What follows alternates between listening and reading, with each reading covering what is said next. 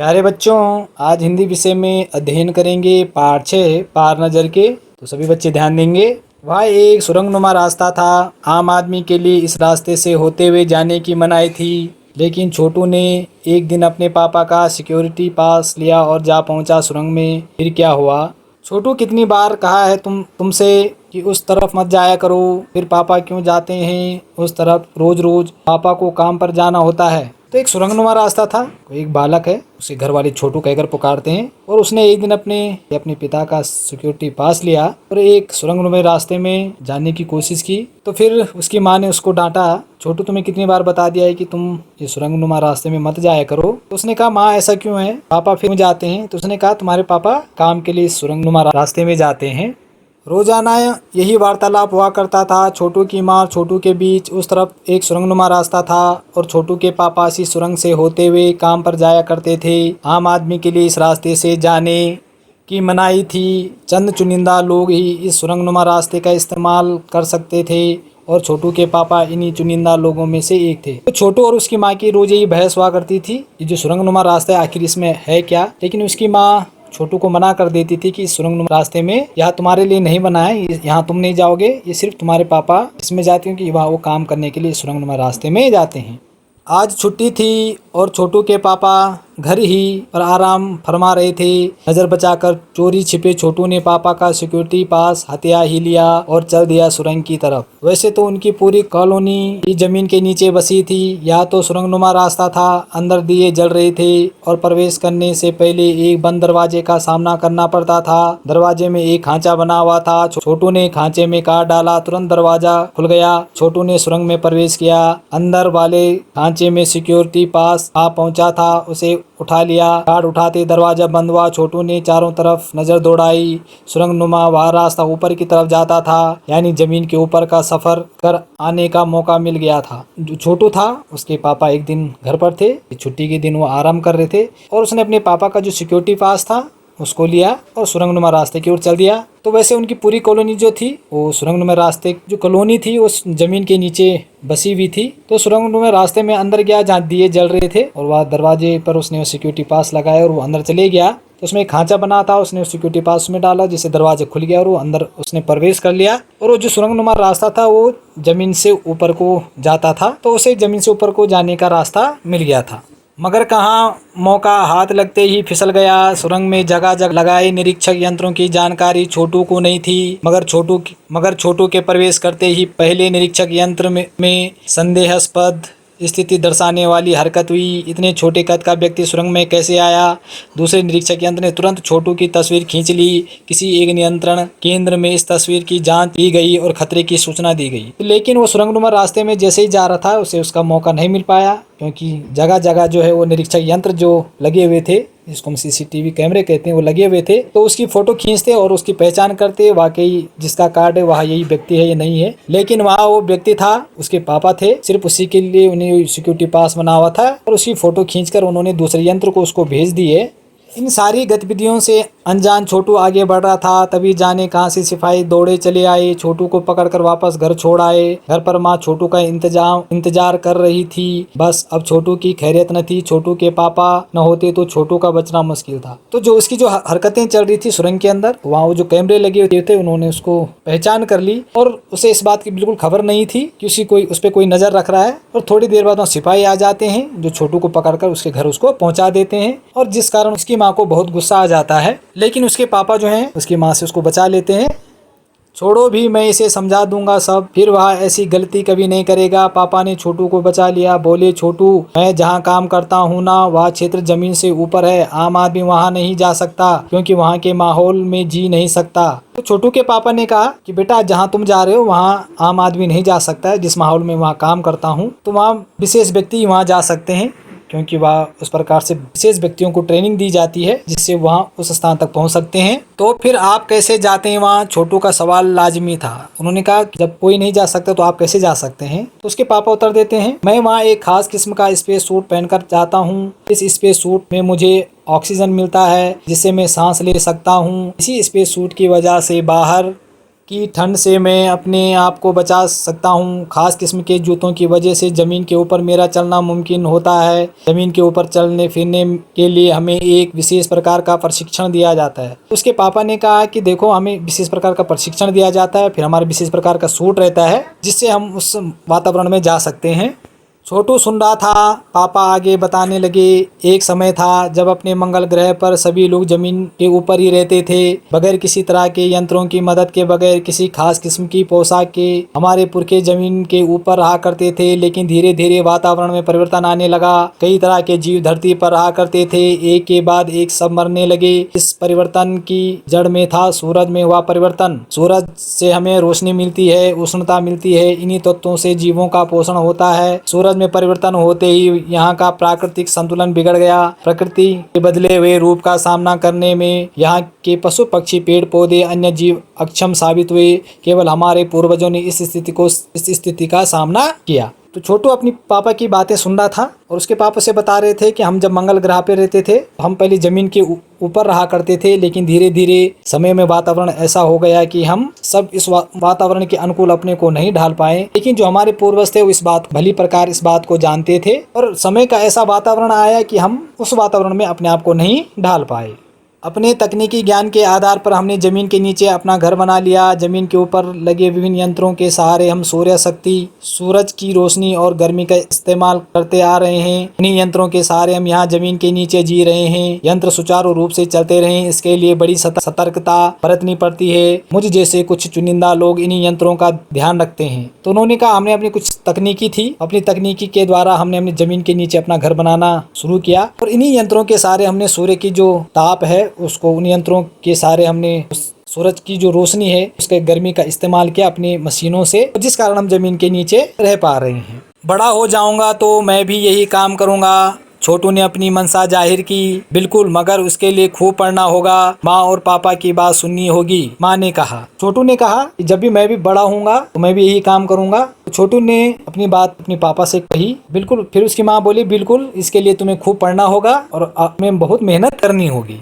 दूसरे दिन छोटू के पापा काम पर चले गए। देखा तो कंट्रोल रूम का वातावरण बदला बदला सा था। शिफ्ट खत्म कर घर जा रहे स्टाफ के प्रमुख ने टीवी स्क्रीन की तरफ इशारा किया। स्क्रीन पर एक बिंदु झलक रहा था। वह बताने लगा, यह कोई आसमान का तारा नहीं है, क्योंकि कंप्यूटर से पता चल रहा है कि यह अपनी जगह अडिग नहीं रहा है। पिछले कुछ घंटों के दौरान उसने अपनी जगह बदली है। कंप्यूटर के अनुसार यह हमारी धरती की तरफ बढ़ता चला आ रहा है। तो दूसरे दिन छोटू के पापा काम पर चले गए और उन्होंने कंट्रोल रूम में जो वातावरण था बदला बदला सा देखा। उन्होंने देखा कि कंप्यूटर स्क्रीन पे कोई बिंदु दिख रहा है जो लगातार अपने स्थान बदलता जा रहा है। तो यह कोई तारा नहीं था जो एक स्थान पे अडिग, लेकिन वह कोई बिंदु था जो एक स्थान से दूसरे स्थान तक जा रहा था। तो कंप्यूटर उसको पूरा दर्शा रहा था। अंतरिक्ष यान तो नहीं है, छोटू के पापा ने अपना संदेह प्रकट किया। संदेह हमें भी है, आप सब इस पर बराबर ध्यान रखिएगा। छोटू के पापा सोच में डूब गए। तो उन्होंने कंप्यूटर स्क्रीन पर देखा, उन्होंने देखा कोई ये अंतरिक्ष यान तो नहीं है। सभी ने अपना संदेह प्रकट किया और छोटू के पापा ने कहा कि साहब, तुम सब इस पे नजर बनाए रखना। क्या सचमुच अंतरिक्ष यान होगा? कहाँ से आ रहा होगा? सौर मंडल में हमारी धरती के अलावा और कौन से ग्रह पर जीवों का अस्तित्व होगा? जैसे हो सकता है, और अगर कैसे हो सकता है, और अगर होगा भी तो क्या इतनी प्रगति कर चुका होगा कि अंतरिक्ष यान छोड़ सके? वैसे तो हमारे पूर्वजों ने भी अंतरिक्ष यानों, उपग्रहों का प्रयोग किया था, मगर अब हमारे लिए यह असंभव है। उसके लिए आवश्यक मात्रा में ऊर्जा तो हो। काश इस नए मेहमान को नजदीक से देखा जा सकता। हाँ, अगर वह इसी तरफ आ रहा होगा तब तो यह संभव हो सकेगा। देखें। तो उन्होंने कहा, हो सकता है अंतरिक्ष, क्या सचमुच या कोई अंतरिक्ष यान है? ये कहाँ से आया होगा? ये सौर मंडल के किसी दूसरे ग्रह से आया होगा। ये सब आपस में अनुमान लगा रहे हैं। हो सकता है कोई यान हो जो दूसरी ग्रह से आया हो सकता है ऐसा कोई ग्रह हो जहाँ जीवन हो। तो सभी आपस में बातें कर रहे हैं। अब अंतरिक्ष यान से एक यांत्रिक हाथ बाहर निकला। हर पल उसकी लंबाई बढ़ती जा रही थी। छोटू के पापा ने अवलोकन जारी रखा तो उन्होंने देखा एक अंतरिक्ष यान था। उस अंतरिक्ष यान से कोई चीज, लंबी चीज कोई बाहर निकलती भी आ रही है। तो छोटू के पापा ने उसका अवलोकन उसको देखना स्टार्ट, गौर से उसको देख रहे थे कि आखिर ये चीज है क्या। कॉलोनी की प्रबंध समिति की सभा बुलाई गई। अध्यक्ष भाषण दे रहे थे। हाल ही में मिली जानकारी से पता चला है कि 2 अंतरिक्ष यान हमारे मंगल ग्रह की तरफ बढ़ते चले आ रहे हैं। इनमें से एक अंतरिक्ष यान हमारे गिर्द चक्कर काट रहा है। कंप्यूटर के अनुसार ये अंतरिक्ष यान नजदीक के ही किसी ग्रह से छोड़े गए हैं। ऐसे ऐसे हालत में हमें क्या करना चाहिए, इसकी कोई सुनिश्चित योजना बनानी जरूरी है। मगर नंबर एक आपका क्या ख्याल है। तो उन्होंने देखा, जो कॉलोनी की जो समिति थी, उन्होंने देखा जो अध्यक्ष थे वो भाषण दे रहे थे। उन्हें हो सकता है ये कोई हमारे जो मंगल ग्रह पे जो उतरा है, हो सकता है किसी दूसरे ग्रह का अंतरिक्ष यान हो। अब इसमें क्या किया जाए, और इस पर सभी नजर रखने लगे। तो उनमें जो व्यक्ति थे उनको सब नंबर मिले हुए थे। तो उन्होंने कहा कि नंबर एक आपका क्या ख्याल है। तो जो व्यक्ति थे उनको नंबर दिया गया था, वो नंबर से उनको पुकारते थे। कॉलोनी की सुरक्षा की पूरी जिम्मेदारी नंबर एक पर थी। उन्होंने कुछ कागज समेटते हुए बोलना आरंभ किया। इन दोनों अंतरिक्ष यानों को जलाकर खाक देने की क्षमता हम रखते हैं, मगर इससे हमें कोई जानकारी हासिल नहीं हो सकेगी। अंतरिक्ष यान बेकार कर जमीन पर उतरने पर मजबूर कर देने वाले यंत्र हमारे पास नहीं है। तो उन्होंने कहा भी जो नंबर एक है, तो पूरी कॉलोनी की सुरक्षा की जिम्मेदारी उन पे है। और उन्होंने कहा कि हमारे उसे नष्ट करके कुछ फायदा नहीं है, क्योंकि हम उसकी जानकारी लेना चाहते हैं। और ऐसा कोई हमारे पास अंतरिक्ष यान को हम बेकार कर सके, ऐसा कोई हमारे पास यंत्र भी नहीं है, कोई साधन भी नहीं है। हालांकि अगर ये अंतरिक्ष यान खुद ब खुद जमीन पर उतरते हैं तो उन्हें बेकार कर देने की क्षमता हमें अवश्य है। मेरी जानकारी के अनुसार इन अंतरिक्ष यानों में सिर्फ यंत्र हैं, किसी तरह के जीव इनमें सवार नहीं हैं। नंबर एक की बात सही लगती है। नंबर दो एक वैज्ञानिक थे, वे बोले हालांकि यंत्रों को बेकार कर देने में भी खतरा है। इनके बेकार होते ही दूसरे ग्रह के लोग हमारे बारे में जान जाएंगे, इसलिए मेरी राय में हमें सिर्फ अवलोकन करते रहना चाहिए। तो नंबर एक की बात उन्हें सही लगी, और उन्होंने कहा, जो नंबर दो थे वो एक वैज्ञानिक थे, उन्होंने कहा हालांकि यंत्रों को बेकार करने की क्षमता है हमारे पास है, लेकिन हमें पहले उनका अवलोकन कर लेना चाहिए, उन्हें देख लेना चाहिए कि आखिर ये वस्तु है क्या। जहाँ तक हो सके हमें अपने अस्तित्व को छिपाए ही रखना चाहिए, क्योंकि हो सकता है जिन लोगों ने अंतरिक्ष यान भेजे हैं वे कल को इनसे भी बड़े सक्षम अंतरिक्ष यान भेजें। हमें यहाँ का प्रबंध कुछ इस तरह रखना चाहिए जिससे इन यंत्रों को यह गलत फहमी हो कि इस जमीन पर कोई भी चीज इतनी महत्वपूर्ण नहीं कि जिससे वे लाभ उठा सकें। अध्यक्ष महोदय से मैं यह दरख्वास्त करता हूँ कि इस तरह का प्रबंध हमारे यहाँ किया जाए। नंबर तीन सामाजिक व्यवस्था का काम देखते थे। तो उन्होंने कहा हो सकता ऐसे दूसरे ग्रह से आए हों, तो हमें अपने अस्तित्व को छिपाए रखना चाहिए। उनको ऐसा मालूम नहीं होना चाहिए कि यहाँ कुछ ऐसी चीजें हैं जो हमारे काम की हो सकती है। तो हमें अपनी जानकारी गुप्त रखनी चाहिए, उन पे नजर रखनी चाहिए। और जो नंबर तीन था वो एक सामाजिक जो व्यवस्था, कॉलोनी की जो सामाजिक व्यवस्था थी वो उनके पास थी, नंबर तीन के पास। उनकी बात के जवाब में अध्यक्ष कुछ बोलने जा ही रहे थे कि फोन की घंटी बजी। अध्यक्ष ने चोंगा उठाया। 1 मिनट बाद सभा को संबोधित करते हुए उन्होंने कहा, भाइयों, अंतरिक्ष यान क्रमांक 1 हमारे जमीन पर उतर चुका है। वह दिन छोटू के लिए बड़ा ही महत्वपूर्ण दिन था। पापा उसे कंट्रोल रूम ले गए थे। यहाँ से अंतरिक्ष यान क्रमांक 1 साफ नजर आ रहा था। तो वो बातें कर ही रहे थे, अचानक रूम में फोन की घंटी बज जाती है। तो उन्होंने देखा कि जो अंतरिक्ष यान है वह उनकी जमीन पे उतर रहा है। और छोटू यह सब चीज़ देख रहा था, क्योंकि छोटू जो है वह अपने पापा के साथ उस दिन उस कंट्रोल रूम में गया था। तो ये सब जो गतिविधियाँ हो रही थी उसको सब देख रहा था। कैसा अजीब लग रहा है यहाँ, इसके अंदर क्या होगा पापा? छोटू ने पूछा। अभी नहीं बताया जा सकता, दूर से ही उसका निरीक्षण जारी है। उस पर बराबर हमारा ध्यान है और उसके हर अंग पर हमारा नियंत्रण है। वक्त आने पर ही हम अगला कदम उठाएंगे, छोटू के पापा ने बताया। उन्होंने छोटू को एक कंसोल दिखाया जिस पर कई बटन थे। तो छोटू ने पूछा कि आखिर पिताजी ये क्या है? उसके पिताजी ने कहा कि अभी खाली इसे देखने का वक्त है, अभी इसे जवाब देने का समय नहीं है। अभी हम इस पर नज़र रखे हुए हैं, जैसे हमें पता चल जाएगा तो हम तुम्हें भी बता देंगे। अब अंतरिक्ष यान से एक यांत्रिक हाथ बाहर निकला। हर पल उसकी लंबाई बढ़ती ही जा रही थी। वह शायद जमीन तक पहुंचकर मिट्टी उकेर लेना चाहता था। सब लोग स्क्रीन पर दिखाई दे रही अंतरिक्ष यान की इस हरकत को ध्यान से देख रहे थे, सिवाय एक के उसका ध्यान कहीं और ही था। तो अंतरिक्ष यान एक यांत्रिक हाथ बाहर निकला और वह कुछ मिट्टी को जो नमूना था उसे उठाने के लिए उसने वह यंत्र आगे बढ़ा। तो इस हरकत को सभी देख रहे थे, लेकिन छोटू का ध्यान तो कहीं और ही था। छोटू का सारा ध्यान था कंसोल पैनल पर। कंसोल का एक बटन दबाने की अपनी इच्छा को वह रोक नहीं पाया। वह लाल बटन उसे बरबस अपनी तरफ खींच रहा था और सहसा खतरे की घंटी बजी। सबकी निगाहें कंसोल की तरफ मुड़ी। पापा ने छोटू को अपनी तरफ खींचते हुए एक झापड़ रसीद कर दिया और लाल बटन को पूर्व स्थिति में ला रखा। तो छोटू का ध्यान उस एक लाल बटन पे था। तो छोटू ने क्या कर दिया, उस बटन को दबा दिया, जिससे उसमें सायरन बज गया। सभी का ध्यान उस सायरन की तरफ चले गया और उसके पिताजी ने देखा कि छोटू ने वह बटन दबाया तो उन्होंने उसको एक झापड़ मार दी और जो लाल बटन था उसको फिर जो बज रहा था उसको फिर अपनी पूर्व अवस्था में ला दिया, उसको बंद कर दिया। मगर उस तरफ अब अंतरिक्ष यान के उस यांत्रिक हाथ की हरकत सहसा रुक गई थी, यंत्र बेकार हो गया था। उधर पृथ्वी पर national aeronautics and space administration NASA द्वारा प्रस्तुत वक्तव्य ने सबका ध्यान अपनी तरफ आकर्षित कर लिया। मंगल की धरती पर उतरा हुआ अंतरिक्ष यान वाइकिंग अपना निर्धारित कार्य कर रहा है, हालांकि किसी अज्ञात कारणवश अंतरिक्ष यान का यांत्रिक हाथ बेकार हो गया है। तो उन्होंने देखा कि जो अंतरिक्ष यान है उसकी हरकत रुक चुकी है, वह कुछ काम नहीं कर रहा है। और जो पृथ्वी द्वारा जो लोगों द्वारा जो भेजा गया था तो सबका ध्यान उस तरफ आकर्षित हो गया। और मंगल की जो धरती पर उतरा हुआ जो अंतरिक्ष यान था वह अब अपना कार्य नहीं कर रहा था, क्योंकि वह किसी कारणवश खराब हो चुका था।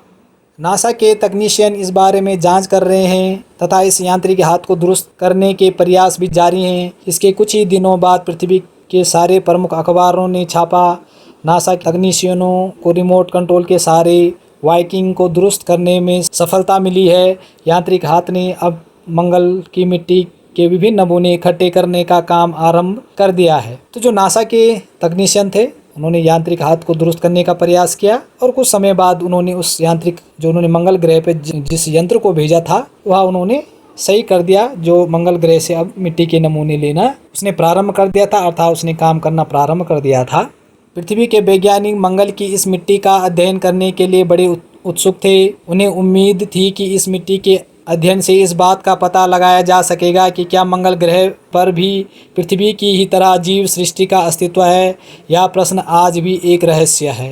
तो पृथ्वी के जो वैज्ञानिक हैं उन्होंने मंगल की इस मिट्टी का अध्ययन करने के लिए बड़े उत्सुक थे और इस उम्मीद में वह इस कार्य को कर रहे थे, इस अध्ययन को कर रहे थे कि क्या मंगल ग्रह पर भी पृथ्वी की तरह कोई जीव सृष्टि का अस्तित्व है।